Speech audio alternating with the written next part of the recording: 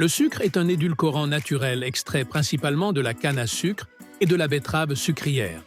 Il est composé de cristaux de saccharose, un type de glucide présent dans de nombreuses plantes et largement utilisé pour sucrer les aliments et les boissons. Aujourd'hui, près de 180 millions de tonnes de sucre sont consommées chaque année dans le monde. Produire une telle quantité est une tâche complexe qui passe par de nombreuses étapes. Mais vous êtes-vous déjà demandé comment le sucre est fabriqué? Dans la vidéo d'aujourd'hui, nous allons visiter des usines sucrières pour découvrir l'incroyable processus de fabrication de cet ingrédient, l'un des plus présents dans notre alimentation quotidienne. Restez avec moi jusqu'à la fin. Avant de commencer, pensez à laisser un like, à vous abonner et à activer la cloche pour recevoir toutes nos prochaines vidéos.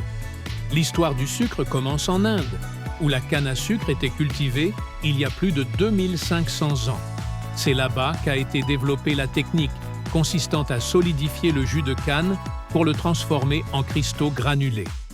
Au 7e siècle, avec l'expansion islamique, les Arabes ont diffusé la culture de la canne au Moyen-Orient, en Afrique du Nord et dans le sud de l'Europe.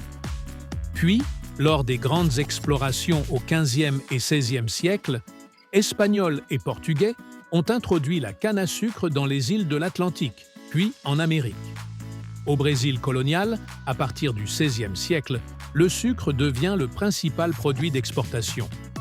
Sa production reposait sur de vastes plantations et sur l'utilisation massive de la main-d'œuvre esclave. C'est un chapitre douloureux de l'histoire du sucre. Avec la révolution industrielle du XIXe siècle, de nouvelles machines plus efficaces pour l'extraction et le raffinage du jus de canne rendent le sucre plus accessible. À cette époque, la betterave sucrière commence aussi à être cultivée et exploitée en Europe, notamment après le blocus continental imposé par Napoléon, qui coupe l'accès au sucre de canne des Caraïbes. Au XXe siècle, la production augmente tellement que le sucre cesse d'être un produit de luxe et devient un aliment de base à l'échelle mondiale.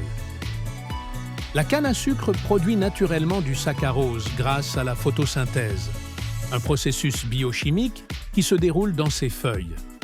La plante convertit l'énergie du soleil en sucre simple, qui sont ensuite transformés en saccharose et stockés en grande quantité dans la tige. Après plantation, la canne à sucre met entre 12 et 18 mois avant d'être prête pour sa première récolte. Cette durée varie en fonction du climat, de la variété de canne et des conditions du sol. À maturité, la plante atteint sa taille maximale et commence à concentrer le sucre dans la tige. La canne peut accumuler jusqu'à 20% de son poids en saccharose. La récolte se fait à l'aide de machines spécialisées qui coupent, nettoient et débitent les tiges en temps réel, laissant des morceaux appelés chaumes d'environ 20 cm de long. Ces fragments sont transférés vers des véhicules positionnés à côté des récolteuses, ce qui permet une opération continue, sans interruption. Une fois les camions remplis, la canne doit être rapidement acheminée à l'usine afin de limiter la perte de saccharose. À l'arrivée, les véhicules basculants ou les tables d'alimentation déversent la canne sur des tapis roulants. Les morceaux passent alors par un lavage à grande eau pour éliminer les impuretés grossières comme la terre ou les débris végétaux. Ensuite, la canne est déchiquetée afin de briser les cellules et faciliter l'extraction du jus. Cette étape est cruciale. Le jus, riche en saccharose, est extrait à l'aide de puissants moulins composés de rouleaux qui pressent intensément la fibre. Les résidus fibreux, appelés bagasses, sont en grande partie réutilisés comme combustible dans les chaudières de l'usine.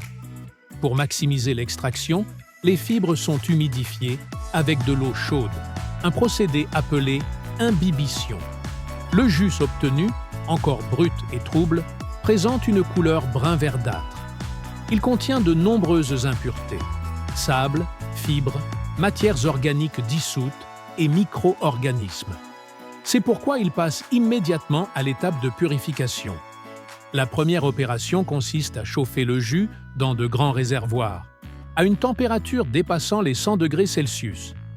Ce chauffage détruit les micro-organismes et fluidifie le liquide, facilitant son traitement.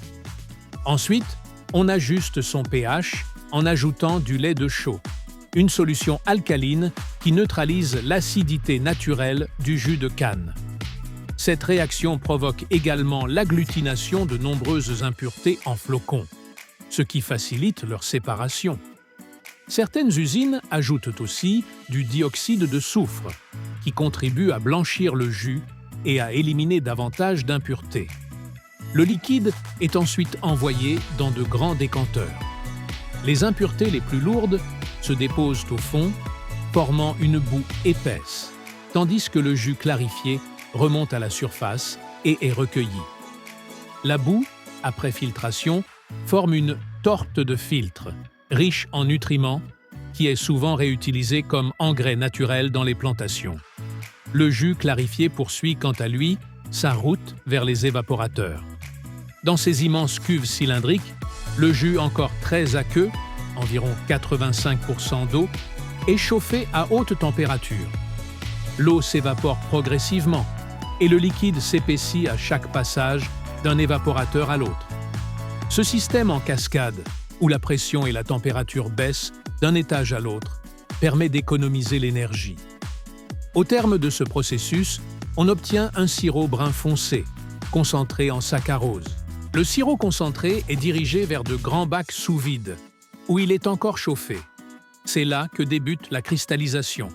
Lentement, des cristaux de sucre se forment à l'intérieur de cette masse pâteuse, appelée masse cuite. Des échantillons sont régulièrement prélevés et observés sur une plaque de verre pour contrôler la qualité et la taille des cristaux.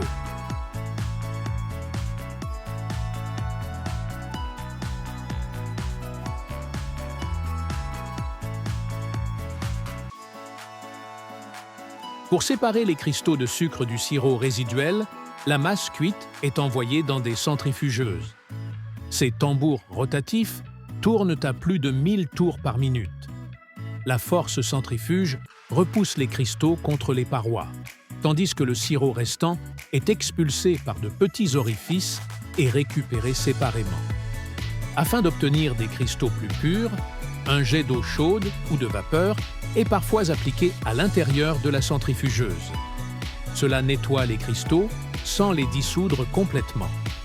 Une fois séparés, les cristaux sont retirés et passent à l'étape de séchage.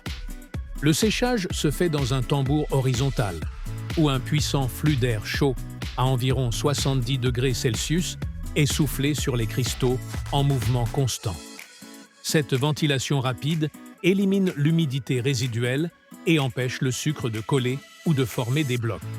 Après séchage, le sucre est encore légèrement chaud et pourrait absorber l'humidité de l'air ambiant. Il est donc envoyé vers un refroidisseur, où il est exposé à un flux d'air sec, garantissant une meilleure conservation. Le sucre est désormais prêt pour le stockage. Il est entreposé dans de grands silos. Produit non périssable, il peut y être conservé plusieurs années à condition d'être gardé dans un environnement frais et sec.